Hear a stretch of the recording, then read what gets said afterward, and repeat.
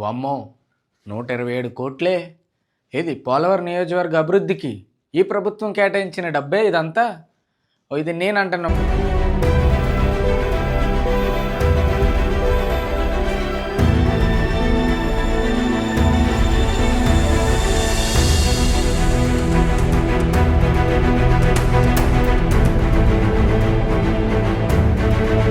ఈ ప్రభుత్వం కేటాయించిన డబ్బే ఇదంతా? ఇది నేనంటున్న మాట కాదు.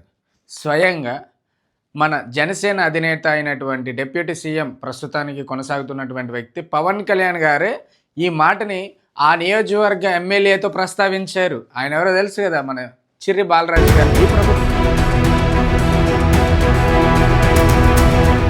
ప్రభుత్వంతో ముఖాముఖిగా ఆయన కూర్చొని ఆయన సమీక్ష కోసం పిలిచి ఆయన మీద వచ్చిన నేర ఆరోపణలు కానీ, తర్వాత ఆయన అక్రమాలకు పాల్పడుతున్న విషయాలు కానీ, లేకపోతే ఆయన అభివృద్ధి చేసిన విషయాలు కానీ మాట్లాడడానికి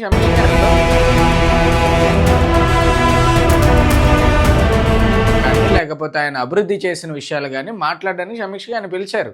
పిలిచినప్పుడు ఆయన అడిగింది 127 కోట్ల రూపాయలని మనం పోలవరం నియోజకవర్గ అభివృద్ధికి ఇచ్చాము, దాన్ని ఏం చేశారు, ఏమేమి అభివృద్ధి చేశారో చూపించమంటూ 4 వారాల వ్యవధిని ఆయనకి ఇవ్వడం జరిగింది. ఈ 4 వారాల వ్యవధిలో ఆయన ఏమైతే ఖర్చు పెట్టారో, 127 కోట్ల రూపాయలు ఏమేమైతే పనులు చేశారో అధికారులతో సహా సమీక్షను నిర్వహించి ఆ నివేదికని పవన్ కళ్యాణ్ గారికి అందించమని చెప్పి నాదెండ్ల మనోహర్ గారు అలాగే పవన్ కళ్యాణ్ గారు మాట్లాడిన విషయం సోషల్ మీడియాలో కానీ అండ్ న్యూస్ ఛానల్లో కానీ పబ్లిష్ చేయడం జరిగింది.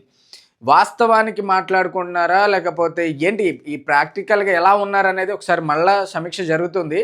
ఎందుకంటే ఇప్పుడు అందరికీ తెలియని విషయం ఏంటి, పంచాయతీలో మనం గెలవగలుగుతామా లేదా, ప్రతి ఎలక్షన్ ఇంపార్టెంటే కదా. సో ఇది చూస్తున్నారనమాట. చూద్దాం ఏ నివేదిక ఆయన ఇవ్వగలుగుతారు. పంచాయతీ